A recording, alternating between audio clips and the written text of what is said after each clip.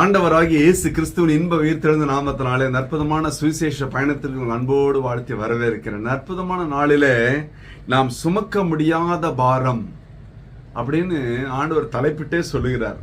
மத்தேயு 11:28 வாசிக்கும் பொழுது, வருத்தப்பட்டு பாரம் சுமக்கிறவர்களே நீங்கள் எல்லாரும் என்னிடத்தில் வாருங்கள், நான் உங்களுக்கு இளைப்பாறுதல் தருவேன். இதுல ஜாதி, மத, இன, கோத்திரம், பிரிவு, டாமினேஷன் எதுவுமே கிடையாது. எவர் ஒருவர் வருத்தத்தோடு பாரத்தை சுமந்து கொண்டு இருக்கிறார்களோ, முடியாத இயலாத நிலைமையிலே அவர்களை ஆண்டவர் அன்பாய் அழைக்கிறார். கடன் என்ற பாரமா, கஷ்ட நஷ்டம் என்ற பாரமா, குடும்பத்தில சமாதானம் இல்லை என்ற பாரமா, இன்னும் பிள்ளைகளுக்கு திருமணம் ஆகவில்லை என்ற பாரமா, திருமணமாகி குழந்தை பேர் இல்லை என்ற பாரமா, வேலை கிடைக்கவில்லையே என்ற பாரமா, தொழிலிலே முன்னேற்றம் இல்லை என்ற பாரமா, வியாதி சுகமாகவில்லையே, எல்லாம் விரயமாய் வீணாய் மருத்துவ செலவு போய்விட்டதே, உடம்பு இழைத்து போய்விட்டு பாரமா, எந்த பாரமா இருந்தாலும் இந்த நாளிலே கர்த்தர் சொல்லுகிறார். 55:22 சங்கீதம் 55:22 என்ன அழகான வாக்கு தத்தமுள்ள வார்த்தை பாருங்களேன், மறக்க முடியாத வார்த்தை. 55:22 கர்த்தர் மேல் உன் பாரத்தை வைத்து விடு. உன் ஜாதியின் மேல் அல்ல, உன் மதத்தின் மேல் அல்ல, உன் மொழியின் மேல் அல்ல, உன் கலாச்சாரத்தின் மேல் அல்ல, உன்னுடைய சபையின் மீது அல்ல, உன் பாஸ்டர் மீது அல்ல, உன் பிஷப்பின் மீது அல்ல, உன்னோட ஊழியக்காரன் மீது அல்ல, அல்லது என் மீது அல்ல, அல்லவே அல்ல. யார் மேல? கர்த்தர் மேல் உன் பாரத்தை வைத்து விடு.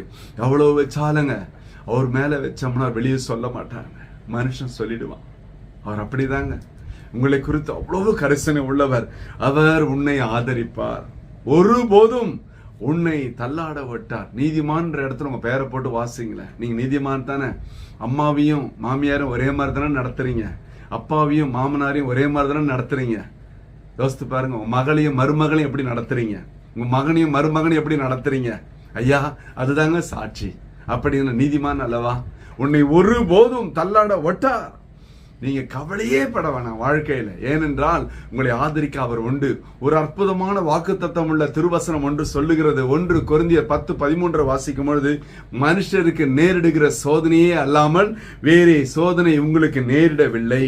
தேவன் உண்மை உள்ளவராய் இருக்கிறார். உங்கள் திராணிக்கு மேலாக நீங்கள் சோதிக்கப்படுவதற்கு அவர் இடம் கொடாமல், சோதனையை தாங்கத்தக்கதாக சோதனையோடு கூட அதற்கு தப்பிக்கொள்ளும்படியான போக்கையும் உண்டாக்குவார். ஹல்லேலூயா. உங்க திராணிக்கு மிஞ்சி, உங்களுடைய எல்லா விதமான பலத்துக்கு மிஞ்சி உங்களுக்கு சோதனை வராது.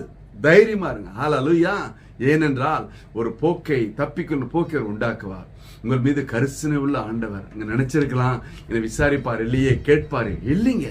உங்களை விசாரிக்க அவர் உண்டு, உங்கள் பாரத்தை சுமக்க அவர் உண்டு நிச்சயமாகவே. ஆனால் இந்த வாரத்தை இன்னிலிருந்து நீங்க சுமக்க வேண்டாம், அவர் மீது வைத்து விடுங்கள். அதற்கு ஒரு முடிவு உண்டு, ஒரு விளை உண்டு. கண்ணை மூடுவோமா? ஹல்லேலூயா, ஹல்லேலூயா, ஹல்லேலூயா. அப்பா ஸ்தோத்திரம் ஆண்டவரே. அற்புதமான ஆசீர்வாதப்பட்ட திருநாளிலே பயங்கரமான பாரத்தோடு, பயங்கரமான போராட்டத்தோடு இருக்கிற அருமை அன்பு பிள்ளைகளும் கர்த்தர் ஒப்புக் கொடுக்கிறேன். மனதில் இருக்கிற பாரம் நீங்கி சந்தோஷ சமாதானமா சாட்சியா வாழட்டும் ஆண்டவரே. உம்முடைய ஆசீர்வதிக்கிற கரம் அந்த பிள்ளைகளையும் அவர்களையும் குடும்பத்தையும் ஆசீர்வதிப்பதாக. தொழில் வியாபாரத்தில் விருத்திகள் காணப்படட்டும் சுவாமி, ஒரு வளர்ச்சி காணப்படட்டும் ஆண்டவரே.